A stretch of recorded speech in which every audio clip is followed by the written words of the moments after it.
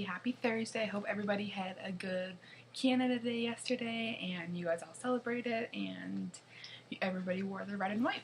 We are going to continue reading our book. We are going to reach chapters 10, 11, and 12, and we will finish this book off tomorrow night then. So chapter 10 is called Back at It Again. As I crawl through the window, I enjoy the rush of icy air against my cheeks. We did it, I whisper, climbing to my feet. With the full moon and stars, it's lighter out here than it was in the basement. The snow in front of the yard glows. My hair feels cold, and I realize I forgot my polar bear headpiece down in the basement. It's fine. I'll get it when I go back to get Ralph. Now, how do I get back in there? I ask Gerda. Are you really going back in? Jonah says. Of course I am, I say. I promised Ralph. Gerda's eyes eye the house nervously. Maybe we should all go in together. We'll be too noisy, I say. Better for me to go in and do it alone. I'll go and you guys hide out here. I'll be right back. Let me go, Gerda says. Or me, Jonah says. No, I say. I'm the one who promised him, and I'm very good at sneaking into basements. I have lots of experience. So do I, Jonah says. You make a lot more noise than I do, I tell him. He always is crashing into things, and he's not so good at using his inside voice. I'll go and you hide out here. I take a deep breath and add, and if I don't come back in 20 minutes, go ahead to Igloo Castle, rescue Kai Prince, and then come back for me.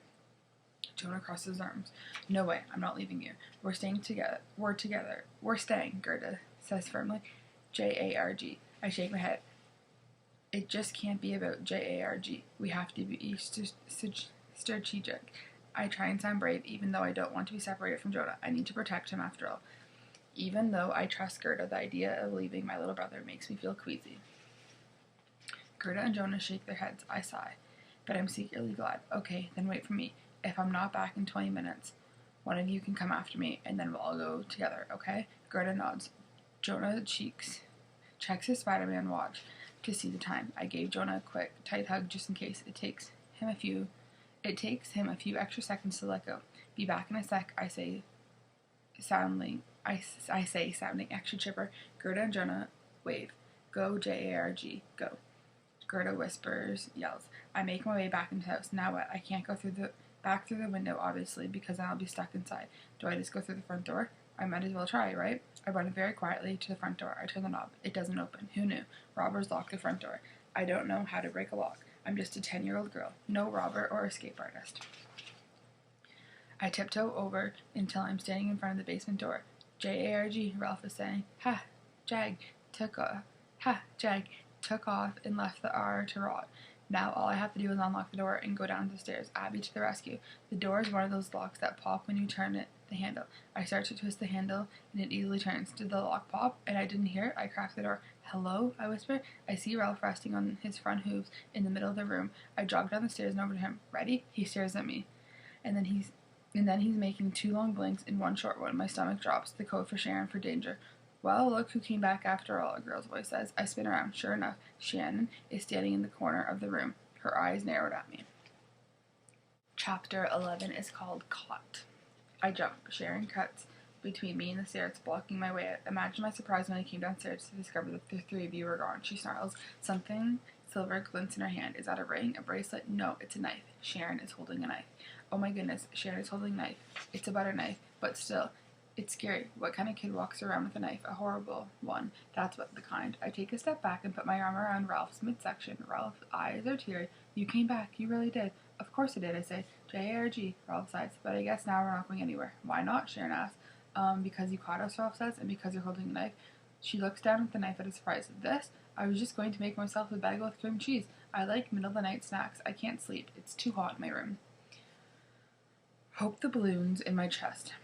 So you're not going to stop us? She cracks her knuckles. No, I'm going to join you. I was just coming downstairs to tell you. I thought about what you said, and you're right. This place is awful. I want out. Anywhere has to be better than here. Really, I ask. Really, she says. Let's go. I packed us a bag. I notice a black duffel bag at her feet. After you, I say. But then I push ahead and hurry up the stairs before she does. Actually, I'll go first, just in case.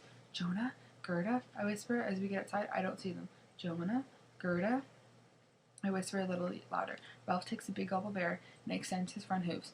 It's so good to be out of the basement. Reindeer need to stretch our bodies and our brains, you know. We have extremely high IQs, higher than humans. Did you know we're geniuses? I run further down the road. Where are they? My heart starts to thump. Could Mother have caught them? I turn back towards the house. It's dark. If someone had caught them, there would have been yelling. Unless Sharon has been tricking us the whole time. What if this is an ambush? Any chance they went to the ice castle without you? She asked. I did tell them they should go ahead if I didn't come back right away. There you go, Ralph. They probably did that. We can pick them up along the way. You don't think they went back into the house, do you? I asked, worried. No, Sharon says. The only other way in is through the back, and that's how we came out. We would have seen them. Good point. I hope she's right, and I really hope Jonah and Gerda are just up the road a little. Oh, I add, as my hand's going down my ears, I left my polar bear mask in the basement again. Take these, Abby, Sharon says, as she hands me a pair of earmuffs made off of like, oh, and these, and she hands me brown suede boots. Thank you, I say. What else is inside? More warm clothes? Yeah, and some food, carrots and apples and bread, in disguises. Really? Of course. If I learned anything from my time with the band of robbers, I wait for Jonah to make his air guitar motion, and then I feel a lump in my throat when I remember he's not here. It's that you always need to carry disguises, just in case. Face paint, sunglasses, fake mustaches. Seriously? Fake mustaches? The lump gets larger. Jonah would scream with excitement. Of course, the best disguise always has mustaches. I slip my polar bear feet into the boots. They're huge on me, but beggars can't be choosers. And then I put on my earmuffs, which are nice and cozy. I guess we could fly, Ralph says. Fly? Sharon and I ask at the same time. Yes, fly. Have I ever mentioned that I can fly? Most reindeer can. If you can fly, why didn't we fly around instead of you pulling us in the sleigh? Sharon asked. Do you think I was going to tell the robbers later? Do you think I was going to tell the robber ladies that I could fly? I have a bad back. I couldn't fit you all on me, and I can't fly with that sled. It's too heavy. Speaking of which, I could really use a massage. Not that anyone has ever offered me one. Poor Ralph, I say, and give him his back a little rub. But why did you just stand up? But why did you have to stand? But why did we have to stand on you in the basement? Why didn't you just fly out the window? Wouldn't that have been better for your back? He shakes his head. Reindeer can't fly indoors. You guys really don't know anything. So does that mean you'll fly us to the ice castle? Sharon asks. I'll fly you, he says, but are you really sure you want to go there? What if the Snow Queen kisses you? Well, hopefully she won't be there, I say.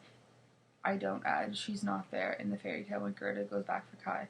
That would require too much explaining, and if you don't have to come in, you can just drop us off. All right, he says, and then I'll go north and I'll find my herd.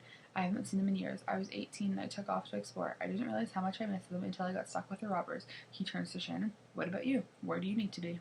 I don't need to be anywhere, she says with a slight look of sadness, but I'm dying to see the castle. Ralph bend down. Come on then, don't be shy. I'm not getting any younger. Yay! Sharon bounces right on his back and then grabs his antlers. Don't touch the antlers, he snaps. But how will I steer you? You won't, he barks. I'm not a sled. I'm a living, breathing reindeer. I can steer myself. Come on, Abby. Get on. You go up front. Honestly, I'm not sure about this idea.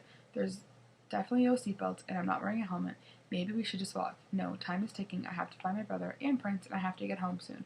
If my parents wake up and find us missing, they'll be so upset, and they'll ground us for the rest of our life. Okay, I say. I climb in front of Sharon, so I can get a better look for my brother and Gerda. First, Ralph starts to trot, and then he picks up more and more speed, going faster and faster, the bell around his neck ringing louder and louder, and then I'm tilting backwards, and we're in the air, oh my gosh, we're in the air. I wrap my hands around Ralph's neck for dear life. Please don't fall off. I have to breathe, you know, Ralph calls back to me. Sorry, I cry out, but I don't loosen my grip. He swoops down, and the cold moon rushes against my cheeks like the air conditioning on high. I feel a bit car sick. Maybe that's reindeer sick. This view is amazing, Shannon cries. Ralph, you're amazing. I can't believe I lived with you this long, and I never knew how amazing you are. I feel him puff with pride underneath me. It's sweet, but it almost makes me lose grip.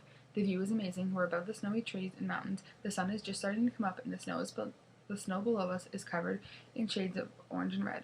Wasn't it just night, I asked? The sun sets 11 p.m. and rises at 3 a.m. in summer, Ralph says. This is summer?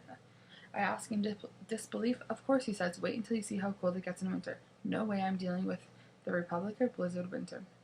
Thanks, but no thanks. I can't believe I've longed for snow back in Smithville. Whoosh! One of my boots flies off. I knew it was too big. Oops, I'm sorry I didn't talk to you more, Ralph, says Sharon. Mother told me I couldn't, but I shouldn't have listened to her. I was so lonely, and I hated robbing people. Why did we need so many statues anyways? While Sharon is feeling guilty about how she treated Ralph, I'm feeling guilty about letting Jonah out of my sight. I'm his big sister. It's my responsibility to watch out and protect him. Where is he? And where is Gerda? I don't see them anywhere, I say, scanning the ground below us. How far have they gone? We should have seen them by now. I hope they didn't freeze, Sharon said, or get eaten by wolves. Oh my goodness, there's wolves, I shout. I forgot about the wolves. Oh, don't worry about the wolves, Ralph said. They spend their summers in the kingdom of Sub-zero. They find a blizzard summers too warm. Yet another reason why I don't still want to be here in the winter.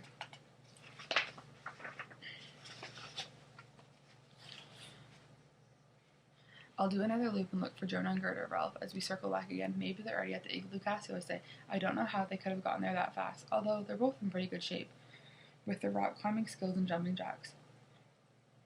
I'll fly over the castle, Ralph says. The big, sparkling igloo gets bigger as we get closer. I strain my neck to see if I can spot my brother. Something is moving on the roof. Is that him? Is that a penguin? No, wait. It's Jonah in the penguin costume, and Gerda in her orange tracksuit and matching hat. She's hard to miss. Look, I say. My body is heaving in relief. They're on the roof. They made it. I exhale. My brother is here, and I will never, ever let him out of my sight again. Hooray! Cheers Shannon. Jonah, I call down. Gerda. Gerda lifts her arm and waves. Hooray! She seems perfectly normal, which means Snow Queen isn't really here and didn't blow her a kiss. Prince is on the roof, too. I feel another rush of relief. He's in the exact same position as he was before, frozen mid-gallop. They probably haven't been able to defrost him yet. Kai is on the roof, too. He's lying on his back, and it looks like he's making another snow angel. I guess they haven't cured him yet, either. It's okay. I'm here to help now. We'll figure out how to defrost everybody. But at least Kai and Prince are still alive. So where do you want me to drop you guys off? Ralph asks. I'm not sure there's enough room for me on the roof. And I weigh a lot, and I don't want to break it. Kai has certainly been busy. There are 3 men snowmen than there were yesterday. Maybe at the front door, I suggest? I can see the staircase that leads up to the roof from the inside of the house. No problemo. Ralph bellows, I can't believe I'm going home. I'm really going home. Thank you, Abby, for coming back for me. Happy to help, I say, with a feeling warm inside. I can't wait to see my herd, he says. You're lucky you have family, Sharon says wistfully. Ralph not so gently lands on the snowbank. Good luck, girls. You too, I say. I put my arms around his midsection to give him a hug. Bye, Sharon says. Sorry for, keeping you a prisoner all these years. Ralph glimpses. I know it wasn't your decision, but still, she says, hanging her head, I should have helped you escape long ago. Yes, Ralph says. You should have. Goodbye, girls. Goodbye, Jonah. Goodbye, sweet Gerda.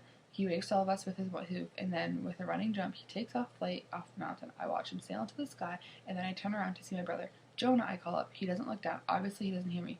Jonah, again. He still doesn't look down. He's busy rolling something. Is he making a snowball? Gerda's helping him. She's packing the snow on the ground into a big ball. Are they making a snowman? She has a completely dazed look on her face. They both do. Why are they making snowman when they should be defrosting Kai and Prince? Sharon asked. The Snow Queen put a spell on them too? Dread seeps through me. It can't be. My brother and Gerda can't be under the Snow Queen's spell. The Snow Queen isn't supposed to be here. But Gerda waved at me, and I say, Frombies don't wave. Did she? I thought she was just taking off her hat. Look, she put it on one of the snowmen. Sure enough, one of the snowmen is now wearing Gerda's hat. Oh no, oh no, oh no. We have to save Jonah, I scream. Shh, Shannon orders. If he's under a spell, that means the Snow Queen was just here, and she could be inside the castle right now. I nod. She's not on the roof, though. Maybe she went to sleep or is out jogging or something. Who knows? We need to sneak up on the roof and get everyone and leave. Yes, Sharon says. And you know what that means? She unzips her duffel bag. We need disguises.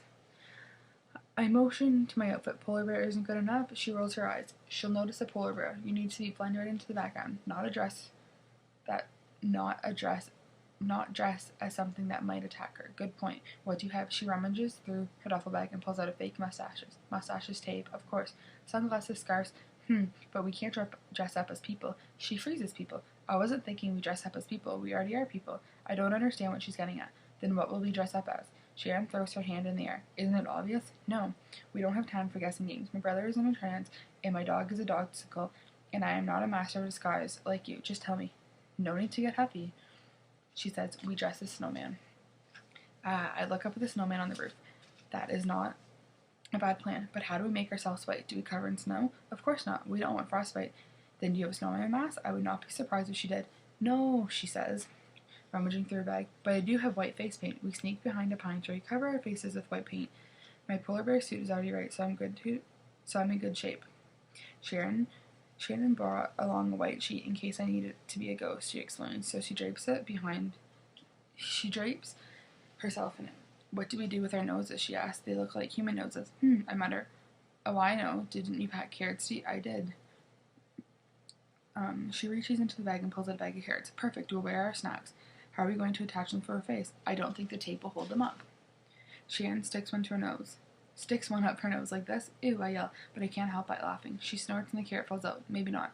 I hope you're not going to eat that now, I say. She looks at with longing. I'm actually pretty hungry. I never got my bagel and cream cheese. What if we just put the carrots in our mouth? I asked. Not the gross ones, but the other ones. There are so many snowmen. The Snow Queen won't look that closely at us. I'll even tape a mustache to my chin. Perfect. We'll grab some branches to use for fake cans, and finally we're ready. We step out behind the pine tree and march towards the igloo castle. Chapter 12. Snow Girls.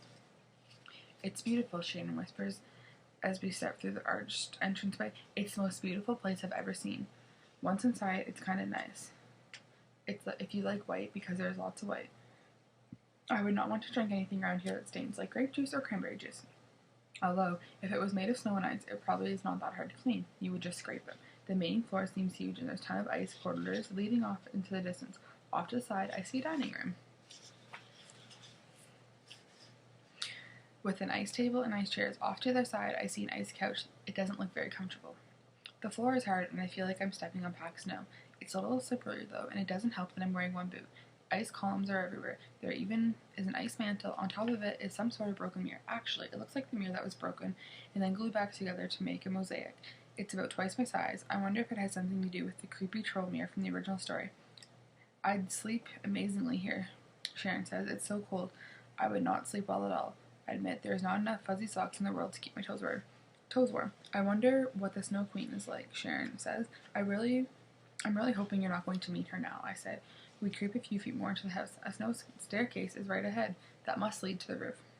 So what's our plan to defrost them? Sharon asked. I read somewhere that crying is the key and melts ice. Us crying or them crying? Both. In the original story, Gerda shows up, hugs Kai, and they start to cry.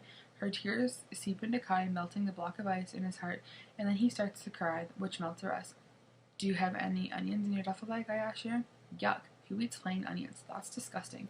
They're not that bad, I say, remembering that I had eaten them during my last fairy tale trip. Sharon skids on the ice and then steadies herself. I guess that can always pinch you and make me cry. Maybe that will be our last resort. Quietly and carefully, very carefully, we begin to climb the icy staircase. At the top, we see a hatch that's already opened. I step out onto the roof. Gerda, Jonah, and Kai are building snowmen beside Frozen Prince. Jonah, I call in a loud whisper. He looks up to the sound of his name, stares at me for a split second, and then looks away. He doesn't recognize you, Sharon says. I am dressed as a snowman, I say. I take a step closer. Jonah! It's me, Abby. The truth is that even though I knew he was in a trance, I didn't think that he wouldn't recognize me. How could he not? Jonah looked back up at me. Our eyes connect. Instead of the usual black pupil in the middle of his familiar eyes, Jonah's are totally right in the middle. He's a Fromby. Not such a funny word now. He is staring at me if he doesn't know who he is. Me, his big sister. You look pretty sad, Sharon says. Are you going to cry? You have to cry. You have to cry. You can melt him if you cry. I definitely feel some prickles in my eyes, but it's hard to make myself cry. Come on, Sharon yells. Do it. I can't. She pinches my arm. Ow, did it work? No. Let's just get them out of here, and we'll worry about defrosting them later. We don't even know where the Snow Queen is. Okay, come on, guys. Come, follow me, Sharon says. Gerda, Kai, and Jonah stare at her. They stare, but they do not follow. They continue to build their snowman. They're not coming, Sharon whines. I see that. Maybe let's lead them out. I walk over to my brother, and I take my brother's hand. It's cold. Hi, sweetie, I say. We have to go now. He blinks his Fromby eyes. Ketchup, he says. Ketchup, I repeat. Ketchup, he repeats. You want ketchup? Ketchup, Cheetos. I'll get you ketchup and Cheetos as soon as we get home, okay? First, we need to unfromby you. Flowers, Kai says. Games. Red shoes, Gerda says. Exercise. They're being so weird, Sharon says. I think they're saying things that make them happy. I say, and I try to yank my brother's arm. Jonah, you have to come first, okay? Ketchup? Cheetos? Yes, ketchup, Cheetos. Come inside and you'll get ketchup and Cheetos. Hello, little friends, the Snow Queen says, stepping up onto the roof. Her fur cape blows in the wind. Oh no, freeze, Shannon whispers. Don't move. I tell myself, do not move. I didn't even have a chance to put the carrot in my mouth. Shannon did, but she put hers up her nose.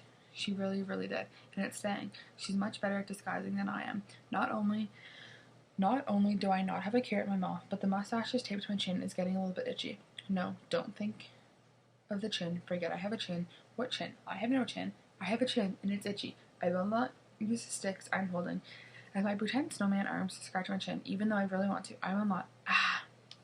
The Snow Queen glides by. She doesn't even She doesn't give either Shannon or I a second glance. She buys our disguise. I can't believe it. Not only am I an excellent escape artist after all, but I'm also a first-class snowman spy. The Snow Queen opens her arms towards Jonah, Gerda, and Kai. I expect her to say something mean, but all she says is, "Hello again, beautiful friends. Who wants to play?" But why does she sound friendly? All three of them smile at her. Huh? She wants to play with them? Why has she put a spell on them? Why would you want to cast a spell on someone you want to play with? And why is my mustache so very, very itchy? The Snow Queen holds up a bouquet of red and white flowers. I don't have ketchup or red shoes, but who wants a flower? I grow them in the atrium. They bloom beautifully in the snow. Kai, I know you love flowers. Seriously? Flowers? Jonah was right. I'm sad. He's not aware enough to rub my face in it. Oh no, Sharon whispers. I'm allergic to flowers. Ah, ah. Hold it in, I whisper back. Hat-choo! The epic sneeze echoes over the roof and through the mountains, and the carrot shoots out of Sharon's nose and hits the Snow Queen on the back of her leg. The Snow Queen whips her head around. Uh-oh, Sharon says, and then adds, run. So that concludes our 3 chapters for today. Come back tomorrow on Friday to hear the last 3 chapters and see what happens to all the kids. Have a good night, everybody.